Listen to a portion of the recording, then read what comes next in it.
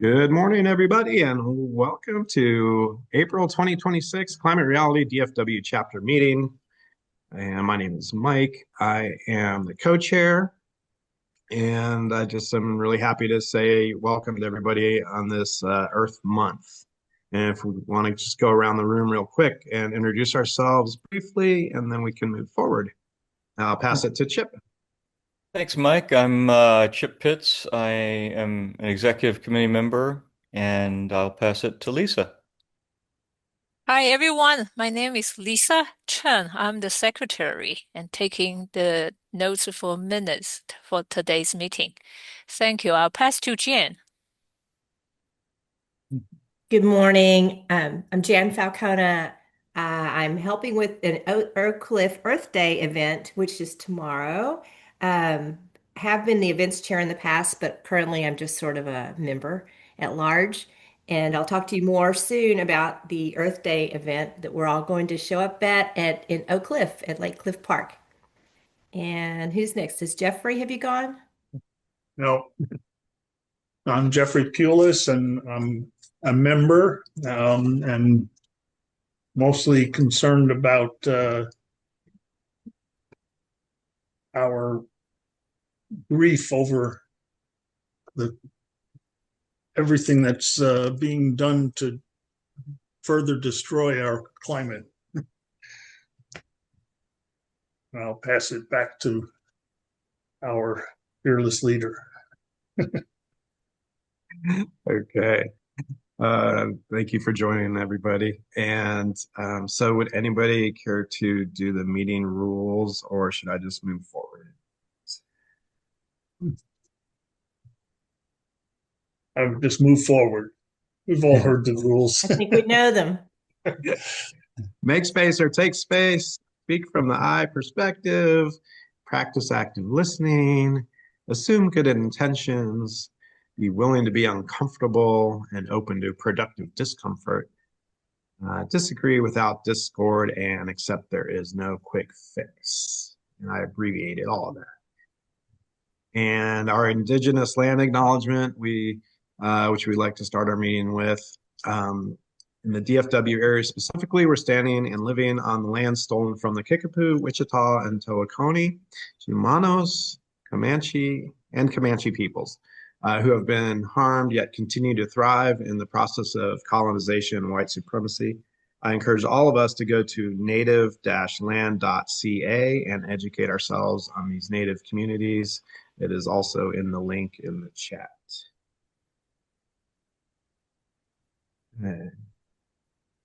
And, my remarks will be really short. I mean, once again, it's Earth Month, Earth Week, and Earth Day is on the horizon.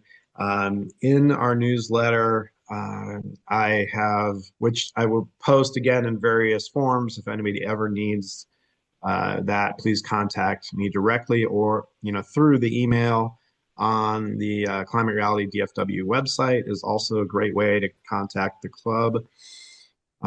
So Climate Reality is in its 20th year. Climate Reality Project, founded by Al Gore, is doing really amazing things around the world and, in our country. Basically, the chapters are very active in various degrees around, all the states. And, we're looking to build something and continue to build something in this 21st year. So we'll celebrate 20 years. And if everybody can, if you haven't set up your Hub account yet, please do that. There's so many great ways to be involved. Once again, I've highlighted so many of these in the newsletter. One of the things that National is doing is the 20 for 20 action challenge. Make it really easy. Most of these actions take 5 minutes or less, and you earn points and kind of move up the leaderboard.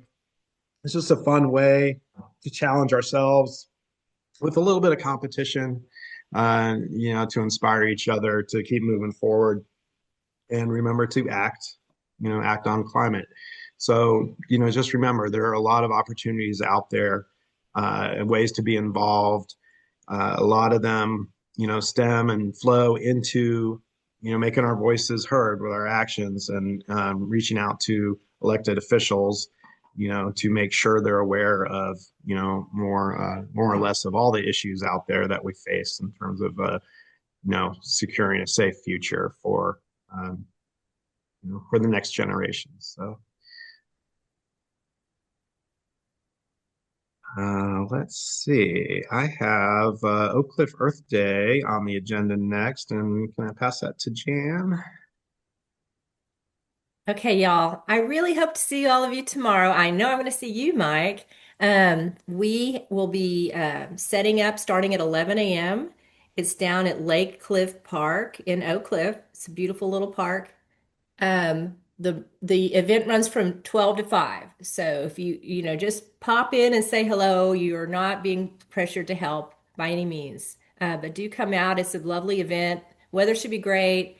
A lot of local organizations have booths there. It's just informational. They have entertainment. It's just very fun, very family friendly, all that good stuff. And you can park and it's all free. So we have had really good success of years in getting signups here. So I've got the sign up sheet ready, found new people this way, and I've also found some great resources for speakers for our, future meetings. So just looking forward to all of it. If you can help, let me know. Drop me a line or show up. But Mike and I'll be there setting up the table at 11 to 12, and then the fair opens up at 12 o'clock, closes at 5. We could use help with tear down too. I have talked to Patricio. I saw him in a different event, and he's going to volunteer and help us as well. So if anybody wants to help out, come on out. That is all I can think of. So, but oh, here's another thing, y'all. Just while I've got the floor, Monday is the first day of the EarthX conference, and they're having a free day open to the public. If you haven't already signed up, feel free. I'm going, Mike's going, I think Patricio's going. It should be great. It's from 10 to 4 at the Anatola in Hilton Anatola in Dallas. So that's just another Earth Day happening to be aware of. That is all I have. Thank you, Jan. And that link, I believe, if it's not in the addendum, then it is definitely in our newsletter, the sign up link. And there's no deadline to sign up. You can sign up when you're on your way, I believe. So that is one of the really amazing ways we can just stay involved locally, which is what we need to keep doing. Let's see. What I did was I started reviewing other things going on around the country. There's a lot of really amazing organizations doing work on a daily, weekly basis.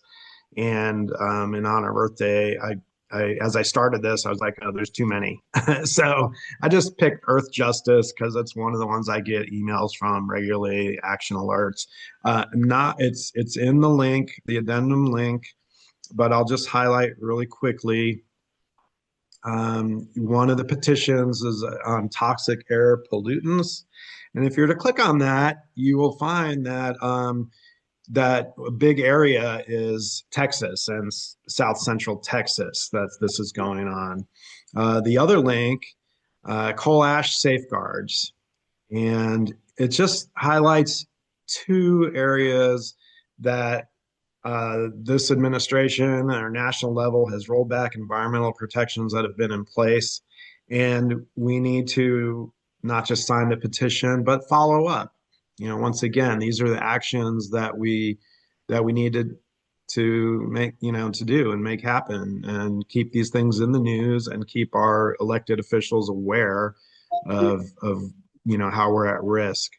And let's see, the next one that I highlighted is a local organization, Downwinders at Risk. I think it's a sister organization, Singleton United. There's also a link. There is a really awesome film, which is the Toxic Twins film. and that is Tuesday night. Link is in the addendum once again. And the second action, which is actually on Earth Day, which is coincidental, is an opportunity to speak at City Hall. Okay, and if you give me 1 second, I'll find a little more information on that.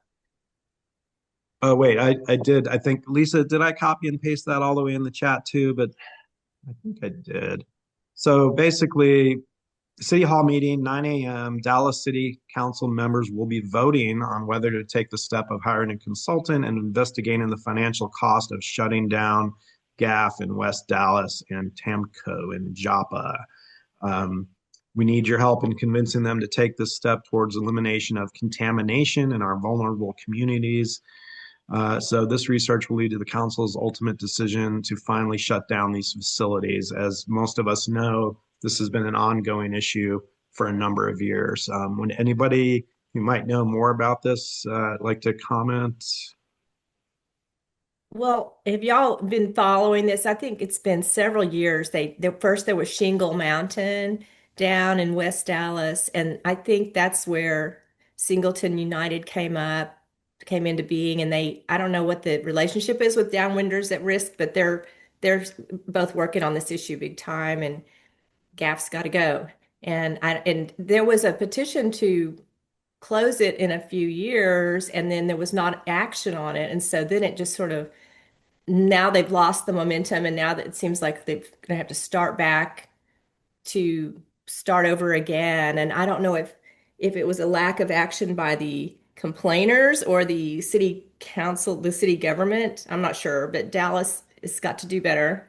So thanks for telling us about that meeting on Tuesday. I can't go, but maybe somebody can. The film is Tuesday night, Oh, 6 o'clock. The uh, city council is Wednesday morning, 9 a.m. And also the link to register to speak either in person or virtually is in that addendum page. oh, And that's really good then. People could do that virtually.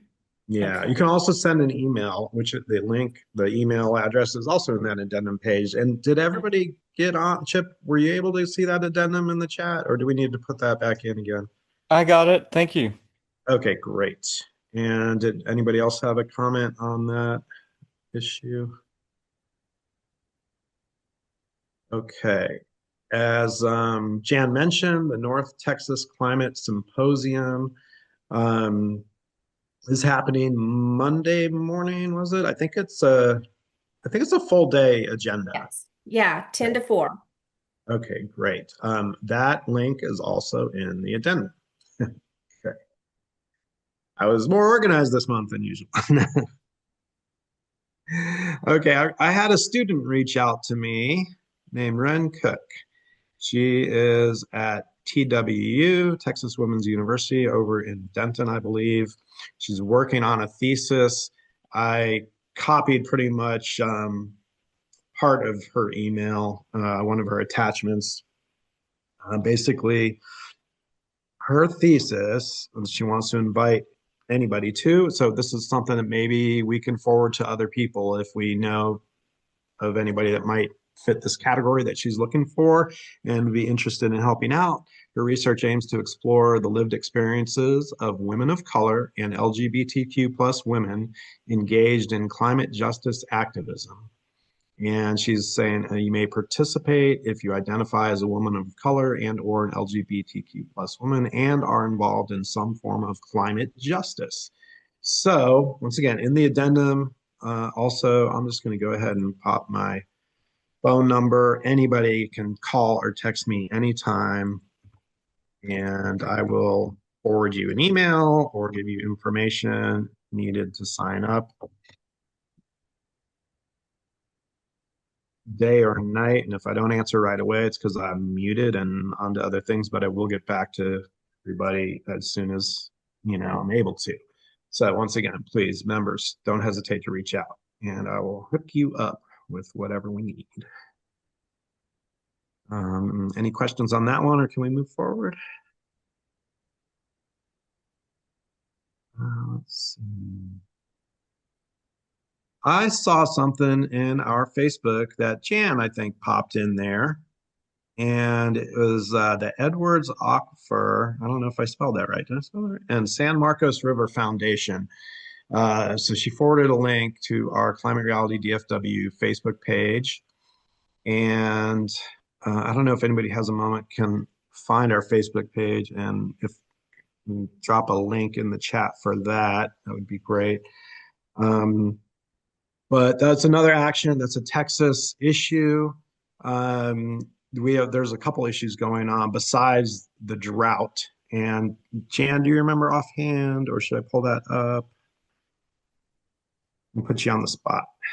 Oh, you know what? I don't have Facebook set up on my work computer, so I'm kind of trying to see if I can find it.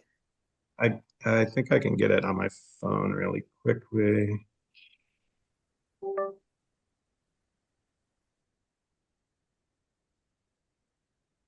And I'd like to encourage everybody to, get active. If you are active on social media at all, drop into our Facebook page occasionally and put something in there or respond, reply, forward to other people. The Edwards Aquifer is one of the most important water resources in Texas. It feeds the San Marcos River along with thousands of springs in central Texas and provides drinking water to millions of Texans. Right now, solid rocket motor testing is being proposed over the Edwards Aquifer, over the recharge zone of Edwards Aquifer, the very land where rainwater refills the aquifer with minimal filtration. The possible contamination from the chemicals associated with testing solid rocket motor fuel isn't worth the risk. This activity needs to be moved off of the aquifer. So there's a link if anybody has the skills. Otherwise, I'll get to it in a little bit. But basically, another Texas action that we can stay involved with. There's other things going on too, and we just need to remind each other, send links. Chip, once again, I love your emails. It keeps us on our toes. There's so much going on, flood the zone, but it's important not just to stay informed, but be able to share that information with our friends and family and to reach out to our elected officials where appropriate. So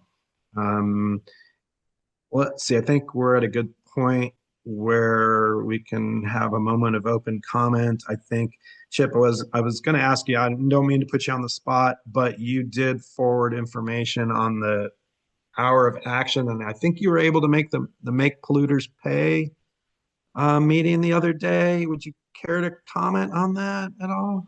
Sure, sure. I think it's a very important one. We're at an interesting state in our national climate activism, of course, with the administration taking a hostile position to climate action when it shouldn't be a partisan issue. And it certainly shouldn't be, the subject of misinformation or disinformation. We're still seeing that, unfortunately. So we're sort of out of the loop. On that Make Polluters Pay action, one of the things they take heart from is that through the merger that our national organization has had with Changemakers, these Monday meetings offer an opportunity, and I've done a couple of them. You have too, Mike, I believe, on topics like plug-in solar, which is a good, important option.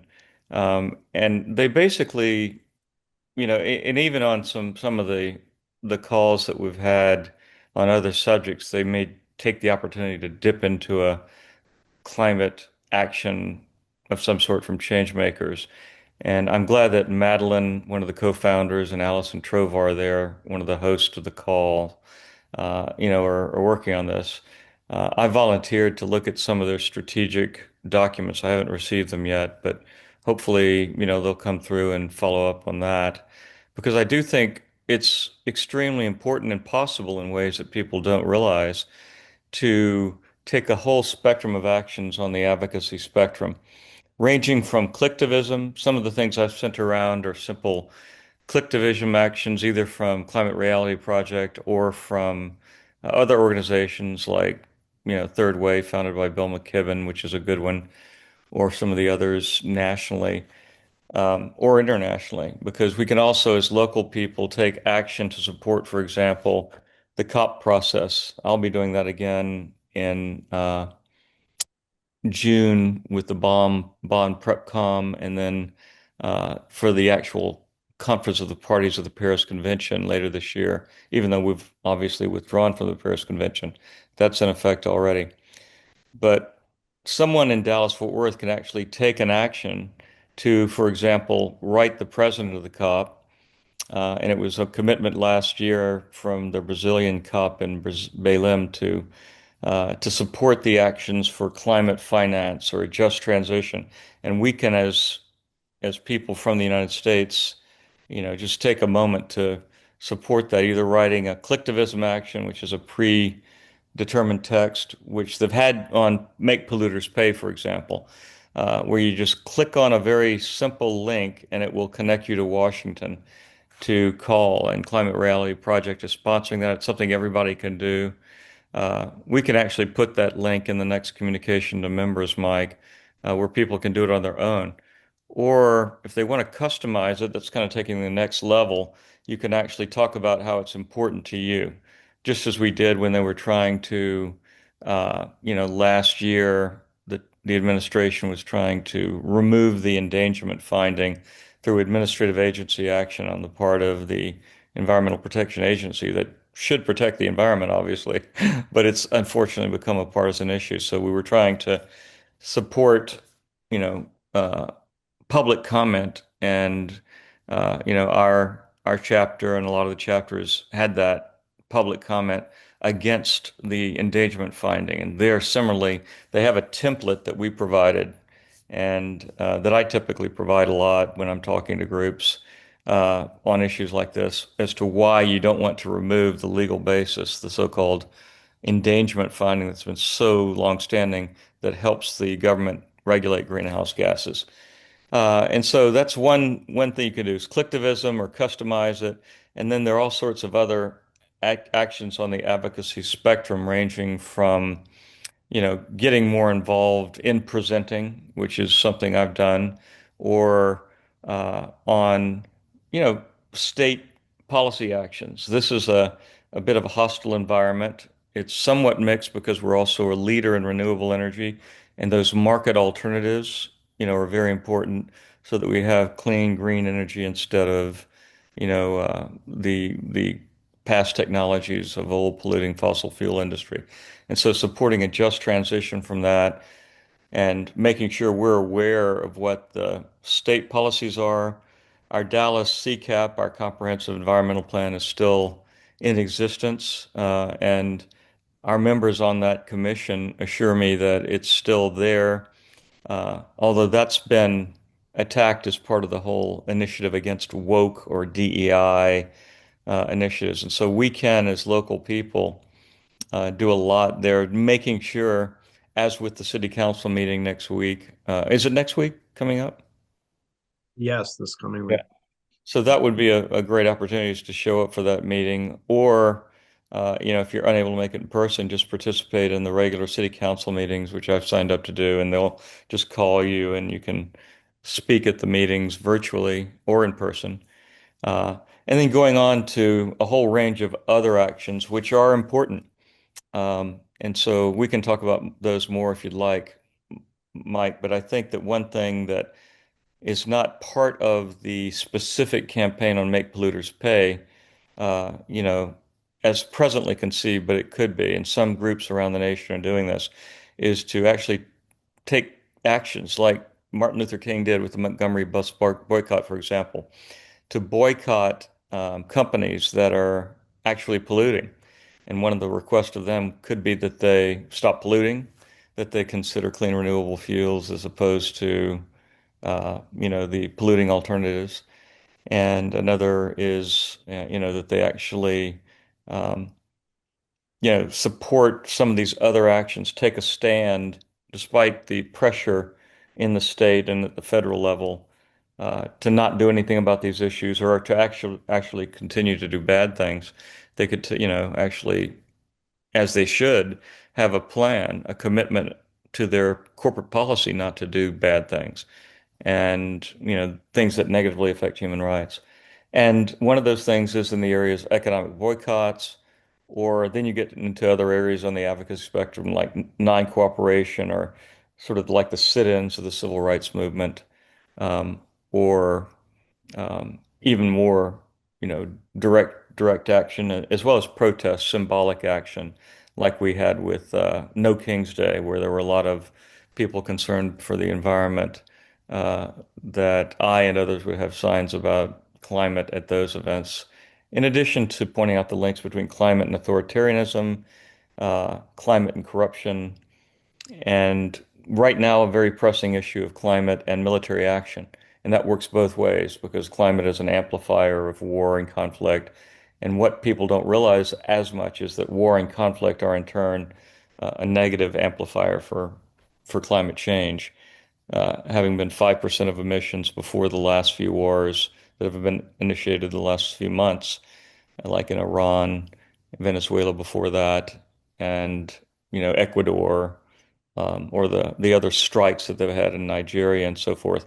It's sort of important to realize that those have already produced millions of tons more global emissions, which in turn cause illness and death, in addition to the uh, the obvious other costs of war, like the civilian deaths, the erosion of our international frameworks, which, like the Paris Convention and our withdrawal from the UN Climate Convention framework itself, um, just don't do our nation any good. And, it's a regression of the whole framework for action. Legally, litigation is another advocacy spectrum issue that, we can do more of. I've personally done some amicus briefs on this topic for the Supreme Court and other courts. So, and that's an interesting development. There are lots of federal and state and even an important Supreme Court decision coming up next term. They've granted cert on this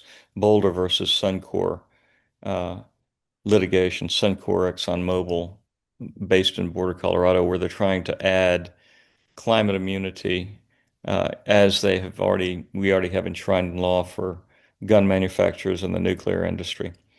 So, that's the spectrum of actions to be aware of, Mike. And I think that the change makers, make polluters pay, or plug-in solar, recent examples, are great ways for people to plug in. Thank you.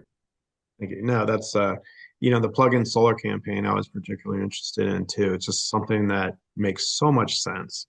That is actually one of those things that you hope is such a no-brainer that we can just move forward. But once again, we have to push people and push our elected officials, technically, specifically.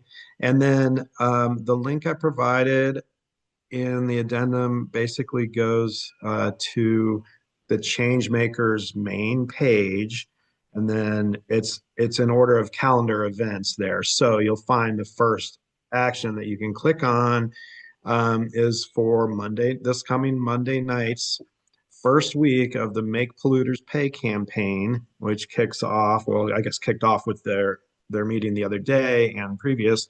However, the Changemakers switched to the hour of action. This will be their first Monday, I believe, moving forward with that, the Make Polluters Pay campaign.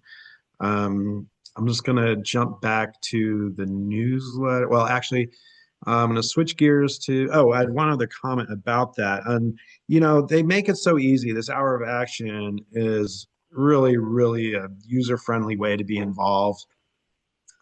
One thing that I did pick up on is, while it's so easy to click on the message, and auto send the email, but they really do like to encourage taking that next step. And it doesn't take that long to add a personal message, change a few words here and there. The reason is that elected officials and their staff can tell a big difference between an automated response action item, and they give more weight to something more personalized. So I just like to encourage people to take a few minutes and make it more personal when you do these actions. And then I'm going to jump over to an email I received recently, which I hope everybody received. It's April 16. It is the April U.S. chapter newsletter from Climate Reality Project. Just going to highlight a couple things. And the U.S. local training events are coming up May 16 through, I'm sorry, May 6th through 17. I just secured a location the other day for our local training. I had a good deal of trouble essentially with the cost and was able to move it to a different day. And so what was put in the newsletter is not accurate. I'm moving that day to the 17th. I will put out a totally separate email to the chapter in relation to this. I have a national training today actually to firm up, I guess my end and my prep in order to get this email out in a clean and organized way. And it's possible that we'll be able to do a second one. I have some scheduling conflicts. And so actually Sunday, May 17 is the day that we're going to be doing it. It'll be at Oak Highlands Brewery in Richardson. It is just off 75. It's really easy to get to. I will, once again, more information will be coming shortly on that one. And then I'm going to jump back to the newsletter. That is actually the start of the newsletter, and I just turned it into our local. Did you the time yeah. of the 17th meeting, Mike? I believe I'm going to do 12:30 to 2:30, although they're saying it's more like a 3-hour event, and I'm thinking that probably includes that social time, getting everybody there, getting, just that brief social moment at the beginning of these things and at the end. So they're asking to reserve 3 hours. This particular location opens at noon. So I just need to confirm whether I have early access to get set up. But I believe I'm going to stick to that 12:30 start time, move to a 2-hour agenda. And if it flows over a little bit, that's okay. But what I've been told is there's kind of 2 to 3 different ways these trains can go in terms of how national wants to direct us to do them. And so I'm choosing a 2-part format. The second part is kind of like the Changemakers Hour of Action format, and the first part is an abbreviated version of, I guess, the original Al Gore, slide deck, and all the scientific information behind. I'm not sure what format that falls in. What the original name of his movie and book? Gosh, Earth in the Balance. Inconvenient Truth. Inconvenient Truth. Thank you. So yeah, I think there's an abbreviated version of that. So I'm going to have more information in just a couple of hours, and we'll be able to firm that up. And it will probably go out as its own email with a link to register, as the way I see that. So more to come really soon on that. Right. And the key question is, will they actually, as a brewery, have beer available starting at noon? Okay, that's great. So that'll be a magnet. I'll be there. The other option is a library. I'm looking at that as a location option as well for a Saturday, either the Saturday before. So, I might try the 2 different weekends, one on a Saturday, one on a Sunday. So we'll see. Hopefully I can make that happen. You're probably going to need somebody's help with that one. But anyway, they'll have food available as well, right? So yeah, they do. They have a food truck to make it easy. It's a small menu, but it's diverse. It's enough. And so for those that need something either before we get started or after, we're going to be at a table. Pretty much kind of the format would be sort of watching a movie, so we would be able to snack no problem. The second part is more action orientated. So yeah, but there's food and beer and non-alcoholic beverages too. Right. So please confirm whether y'all get that email from National. Once again, this one went out April 16th. It is titled the April U.S. Chapter Newsletter. The next item in there, I had already kind of covered the 20 for 20 Actions Challenge. It is underway.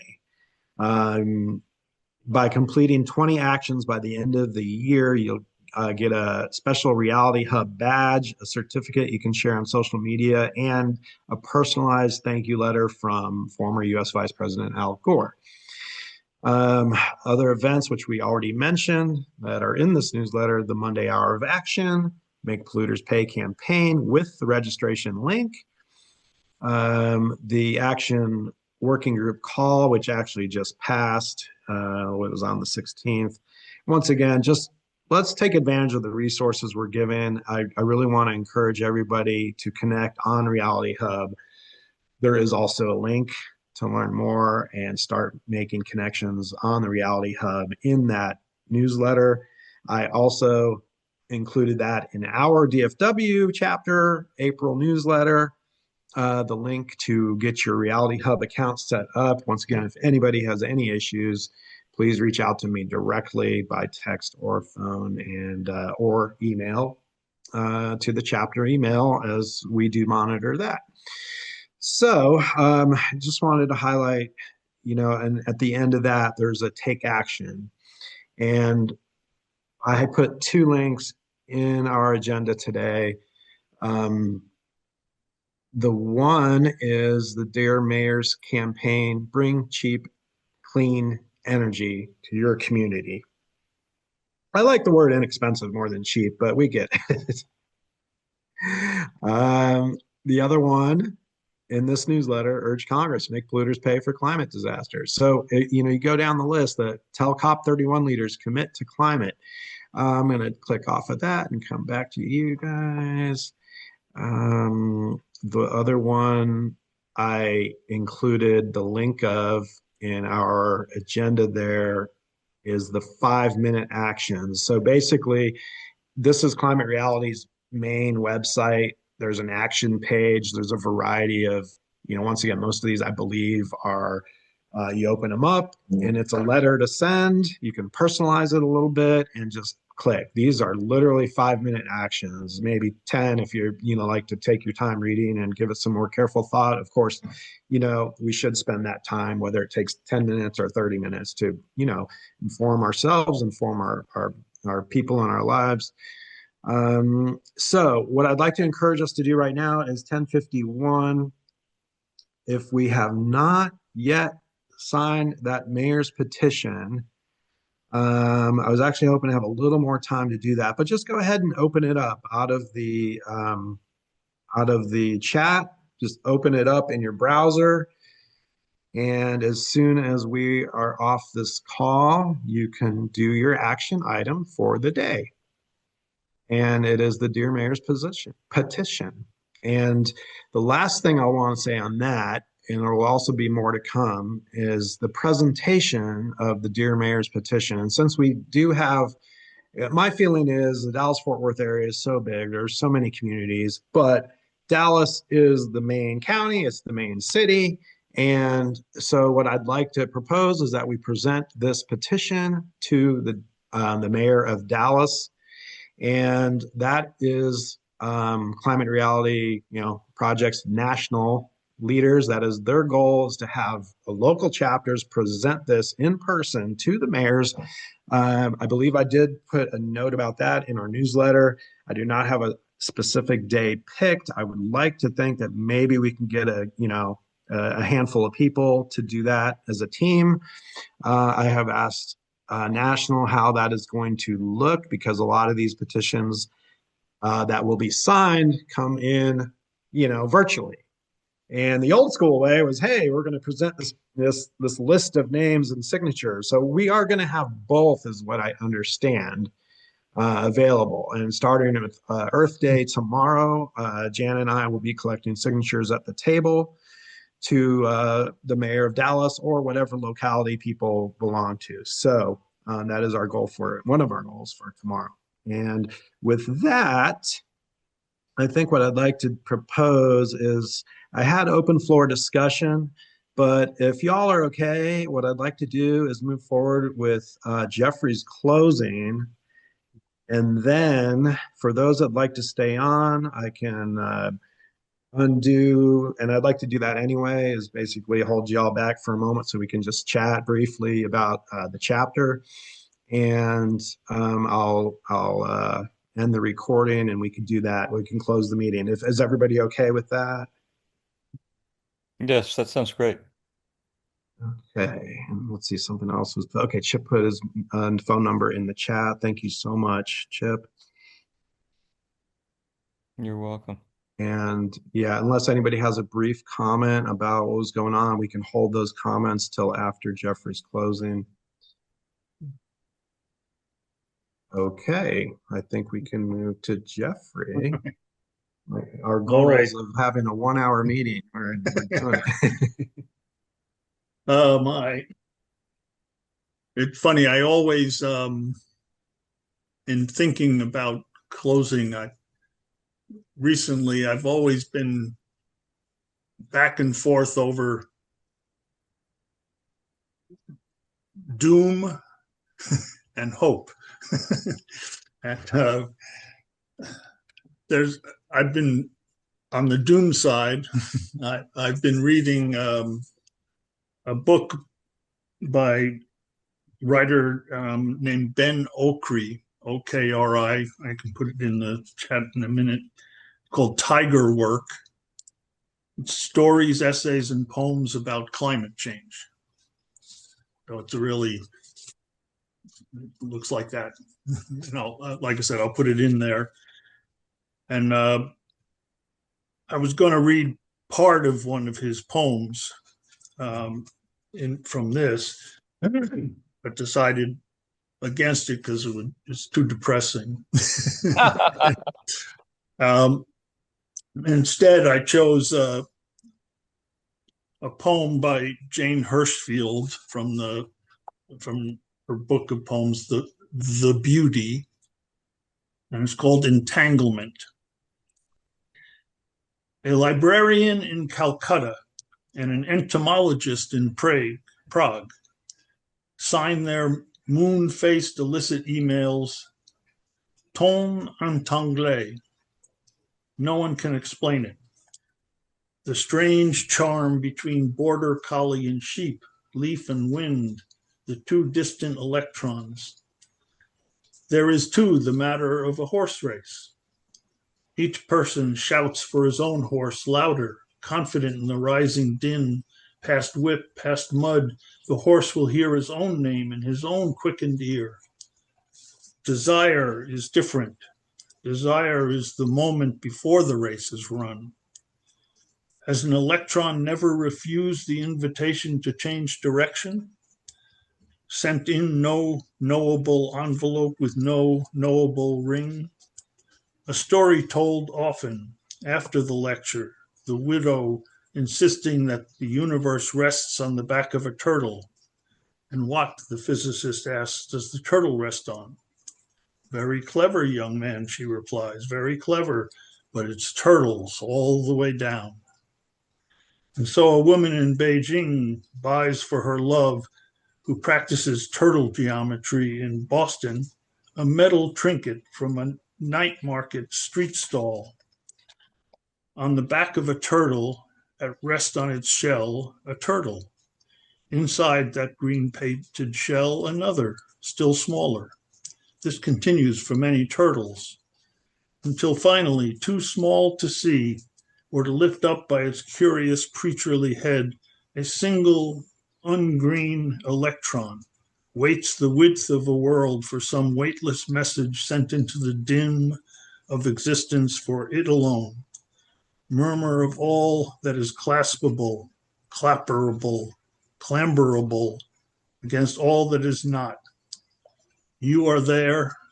I am here. I remember. I love that. Thank you, Jeff. Our poet laureate. Thank you. As always. Much appreciated. That's all. Jeff, can you drop those names in the chat at least, or whatever your references that you'd like to drop in there before we close out? And yeah, I'm doing it now. Right. And happy Earth Day, everybody. I think, with all that goes on in our world, it's especially important to remember that this is also a celebration it's a fight for our planet, for potentially for species survival, but it's a celebration of what and there are a lot of positive things that are happening around. So if anybody wants to close a comment briefly on that one, and before we as we're waiting for Jeffrey to finish his links, but Well, I think the Artemis 2 space flight reminded us all of that, right? It was like the Earthrise photo that is often used in our presentations for the Climate Reality Project, and Al Gore used in An Inconvenienced Truth. But the Earthset photo, itself has symbolic meaning. Is Earth setting or not?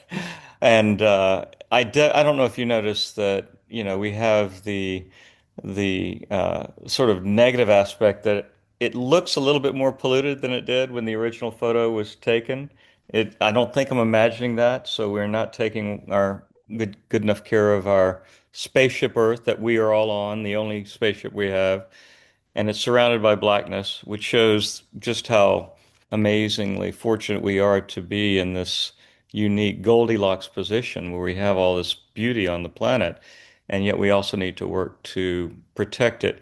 And that sense of unity that comes when you have that unified perspective, showing it's unnecessary to have these, raging wars and conflicts and the false fights about this or that group on the planet, whether it's a partisan group or a country that's invading another, etc. We can all take that cosmic perspective, value it, and do the work that we're trying to do here in this organization and many others to preserve that fragile reality on which we depend and which we're all a part of.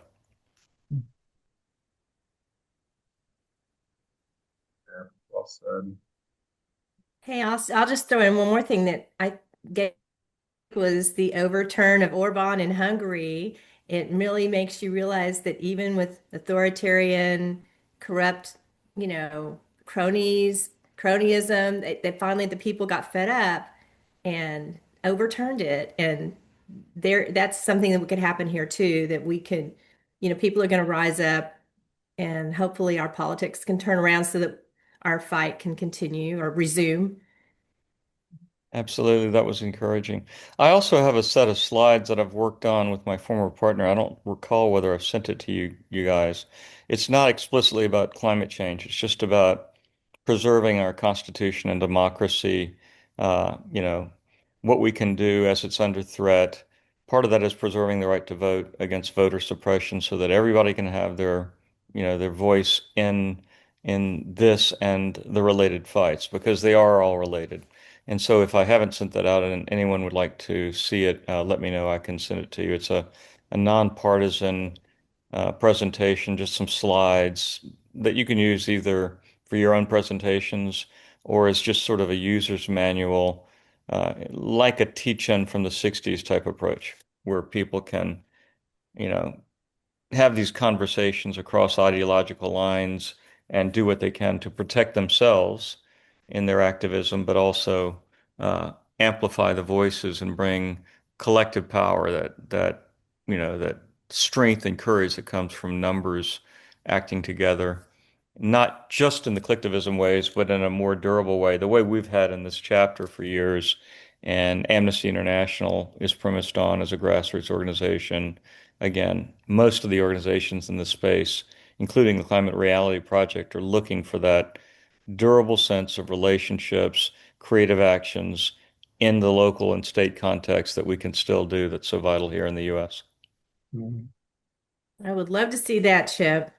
Okay. I mean, I feel that this is crucial for the climate fight. Getting the right leaders in place is the only way we're going to survive.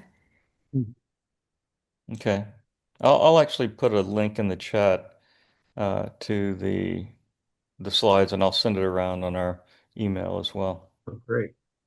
I have one thing I wanted to just briefly raise from the Tarrant County side of things. I don't know how many of you are familiar with what's been going on with the county judge and commissioners. There's a right-wing actually a Christian nationalist majority on the county commissioners court, and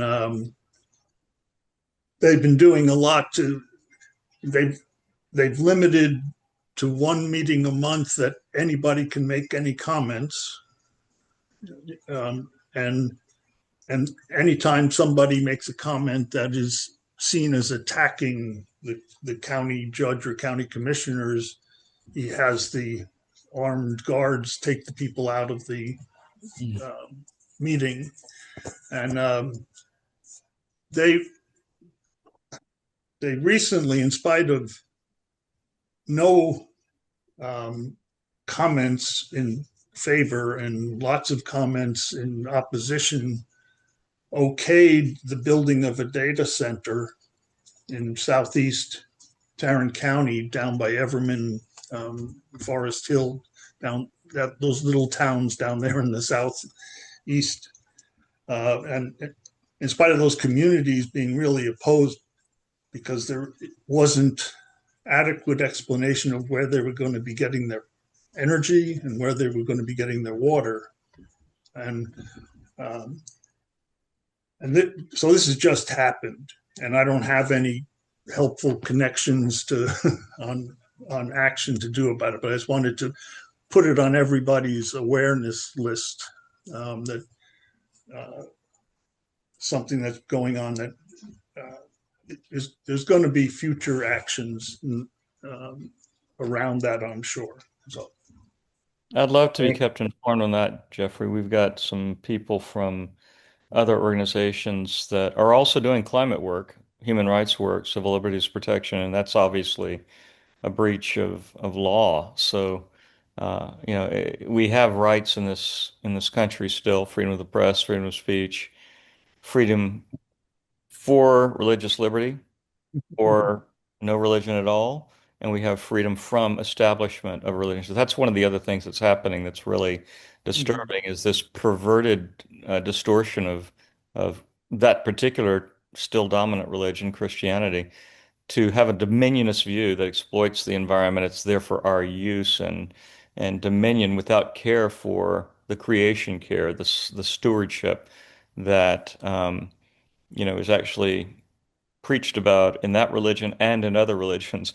What we find is that there's really common values across the major religions and even the minor, quantitatively minor religions, as well as our ethical systems, that it just makes sense, both as a moral and as a legal often, and certainly as a practical matter, to take care of nature on which we all depend. Thank you. I appreciate you bringing that up too, Jeffrey. And I do want to close the meeting out. And but on that note, I did not include data centers in the last newsletter. I think I had put it in the previous one, but that is like a huge thing. I feel Texas is a target, and that is something our chapter and our coalition of chapters across the state can be involved with the other environmental organizations and community groups that are going to have to continue to battle this. So with that, let's keep that in mind, that is a major hot topic for 2026. And thank you all again. And I am going to close that meeting. If there is no objection to that, I will end the recording. Thank you, Mike. thank you.